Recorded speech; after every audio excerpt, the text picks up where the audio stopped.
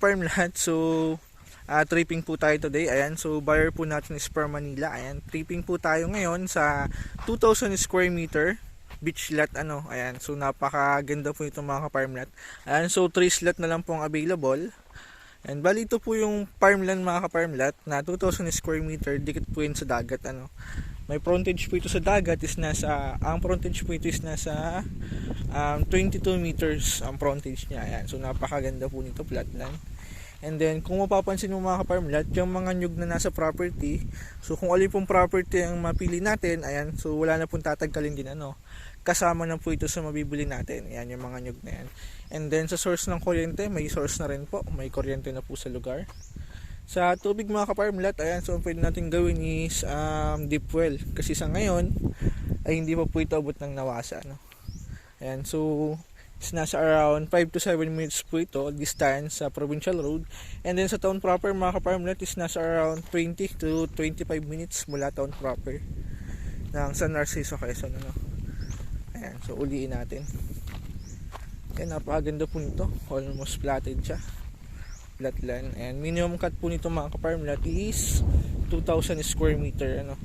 Ayan, ang price po nito is 2 million. Sa 2 mga ka-farm lot, package na po ito, kasama na rin yung pag-transfer ng title. So package na po yan. Ayan, kasama natin si Sir Jeff. And then ito po yung buyer natin from Manila. Ayan, maganda po ito, punta natin dagat. Bagong sunog ng damo.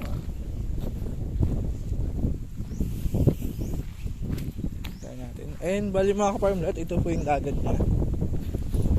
Ayan.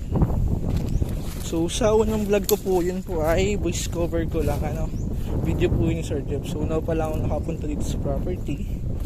Ayan, maganda po ito. Ito yung dagat niya. Tingnan natin yung buhangin niya. Wow. Ayan, so pino naman po ang buhangin ito mga ka-farm lot. Ayan, kung mapapansin nyo, pino. Grabe, ganda. Maganda. So yun mga ka-farm lot, kung mapapansin mo, hindi po ito basura. Ang basura lang po dito is yung tuyo-tuyo yung dahon. And then kalimitan po nito, and so mga bato-bato po yan, hindi po yan basura. Ito ang basura mga ka-farm lot, bali tuyo-tuyo yung dahon. Pero ito mapapansin mo mga ka-farm lot, ito po ay mga bato-bato. Pero hindi naman po ito batuhan kasi puro ang buhangin, may halo lang din na bato. So ito po yung baybayin niya. Ganda. So maganda po ito mga ka-farm lot. White sand pero hindi po siya ganun kaputi, medyo brown pero maganda po ang buhangin. Yan. So ito medyo mangrove area na. Yan.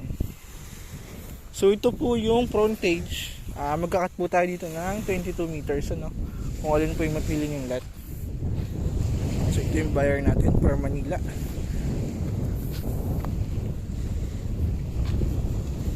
Ayan natin si Jeff. Ganda yung dagat, ang linis. Ayan, so ito po yung nasa video ko rin na kung mapapansin yung mga ka-farm lot, yung dagat niya, ayan, so may itim-itim sa gilid. Hindi po yan dumi. So yan po yung mga tuyo-tuyong dahon sa ilalim ng dagat na nadurog, yung mga tuyo-tuyong, ayan, so yan po yun nadurog. Pero maganda po ang dagat dito. Ayan.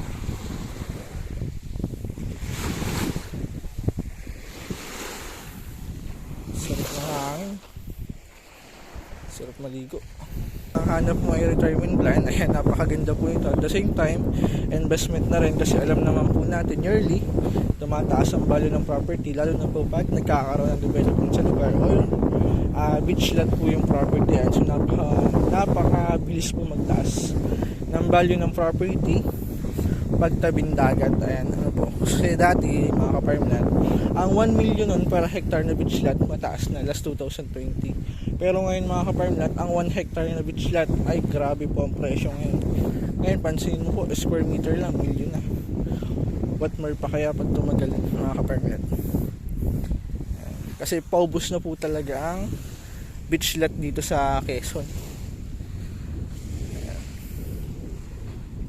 So, sa ngayon, sakto lang po yung presyo nito. Hindi siya mahal, hindi rin siya mura. Kumbaga, saktuan lang po yung presyo sa akin.